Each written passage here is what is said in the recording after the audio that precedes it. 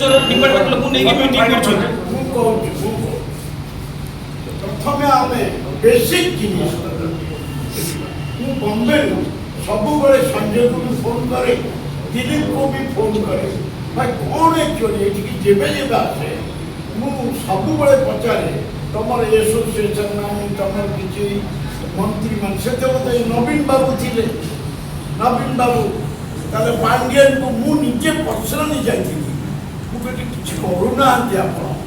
ଏବେ 24 ବର୍ଷ ଭିତରେ ସେମାନେ ନନ୍ ମ୍ୟୁଜିକାଲ ଲୋକ, ନବୀନ ପଟ୍ଟନାୟକ ଜିଓ, ମୁଁ ବିଜୁଙ୍କ ପାଖକୁ 100 ଥର ଯାଇଛି, ଧିରୁଭାଇ ଦେଇଥିଲେ ଏ ଜମିନ ଖୋଳିଲୁ ଦେଖାଇଲେ ଏ ଜମିନ ଏଠି କିଏ ଆସିଥିଲେ ନା ଏଲ୍ବି ପ୍ରସାଦଙ୍କ ବଡ଼ ତାଙ୍କ ନା ଆନନ୍ଦ ପ୍ରସାଦ ଧିରୁଭାଇ ଘରେ ଜମି ଦେଖେଇଲି, ମୁଁ ବିଜୁ ଓକେ କଲେ ପଇସା ଆସିଲା ସ୍ଟୁଡିଓ ହେଇଗଲା।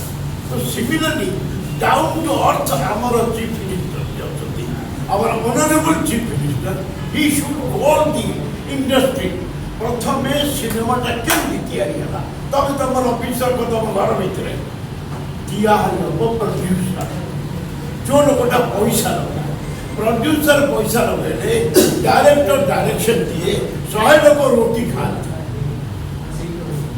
এটা କ'ଣ ସେ ଜାଣେ ଯେ ପ୍ରାଇମ୍ ଚିଫ୍ ମିନିଷ୍ଟର କୁଇଛି ସେ କାହିଁ ଯାଉଛନ୍ତି? ପ୍ରଡ୍ୟୁସର ମାନଙ୍କୁ ପ୍ରଥମେ ଡାକ ତମ ଅଫିସ, ଡାଇରେକ୍ଟର ମାନଙ୍କୁ ଡାକ ଯେଉଁମାନେ ରେଗୁଲାର ଛବି କରନ୍ତି, ଯେଉଁମାନେ ଏ ସମସ୍ୟାକୁ ସମ୍ମୁଖୀନ ହେଉଛନ୍ତି ସବୁବେଳେ ତାଙ୍କୁ ଡାକ। ଏ ସମସ୍ୟା କ'ଣ? ଏ ଇଣ୍ଡଷ୍ଟ୍ରିର ସମସ୍ୟା କ'ଣ? ସମସ୍ୟା ହେଉଛି ଆମର ସିନେମା ହଲ୍ ନାହିଁ। ଠିକ୍ ଅଛି, ତୋଫାନ ହେଲା, 25ଟା ସିନେମା ହେଲା 29 କି 30ଟା ସିନେମା ହଲ୍ ହେଇଗଲା, ତାହେଲେ ସରକାରଙ୍କର କ'ଣ କରିବା କଥା? ଆଜି 1000 ସିଟ୍ ଚାଲିବନି, ତାହେଲେ ଆମେ ଯେତେ ଯେତେ ସବୁ କଲେକ୍ଟରକୁ ଚିଫ୍ ମିନିଷ୍ଟର କହିବା ଉଚିତ ତମେ ଜମିନ ନିଅ, ବିକଜ ୟାର କଲେକ୍ଟର ତାଙ୍କୁ ଜମିନ ମିଳିଯିବ। ସରକାର କ'ଣ କରିବେ ନା ତଳେ ସପିଂ କମ୍ପ୍ଲେକ୍ସ, ଉପରେ 250 ଆଉ 1000 ନାହିଁ, କିଏ ଯିବେନି 1000 250 ଏମିତି ପ୍ରାୟ ଆମର 700 ମୁଁ ସେଠୁ ସୂର୍ଯ୍ୟ ମୋତେ ଡାକିଥିଲା, ମୋ ଜୁନିୟର ଥିଲା, ମନ୍ତ୍ରୀ ଥିଲା, ସୂର୍ଯ୍ୟ ଡାକିଥିଲା, ମୁଁ ଷ୍ଟେଜ୍ ଉପରେ କହିଲି, ମୁଁ କହିଲି 700 ନି ତ 200 କର, ନା ନା ଭାଇନା ଆମେ ନିଶ୍ଚୟ କରିବୁ, ଏହା କହିଲା କିଛି କଲାନି ମରିଗଲା।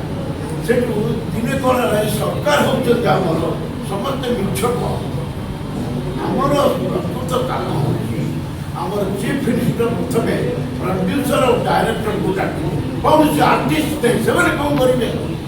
ପ୍ରଡ୍ୟୁସର ପଇସା ଦେଲେ ତ ଛବି ହବ ନା, ତମେ କ'ଣ ନିଜେ ମନକୁ କଲର ଲଗେଇଦେବ, ମେକଅପ୍ କରିଦେବ, 50 ପଇସା କିଣି। ତେଣୁ producer is all in all. ଆମ ଡାଇରେକ୍ଟର ମାନେ ଯେଉଁମାନେ ରେଗୁଲାର କରୁଛନ୍ତି, ସଞ୍ଜୟ କେତେ ଛବି କଲାଣି, ଅରୁଣ କରୁଛନ୍ତି, ଦିଲ୍ଲୀପ କରୁଛନ୍ତି, ରେଗୁଲାର ଯେଉଁମାନେ ଛବି କରୁଛନ୍ତି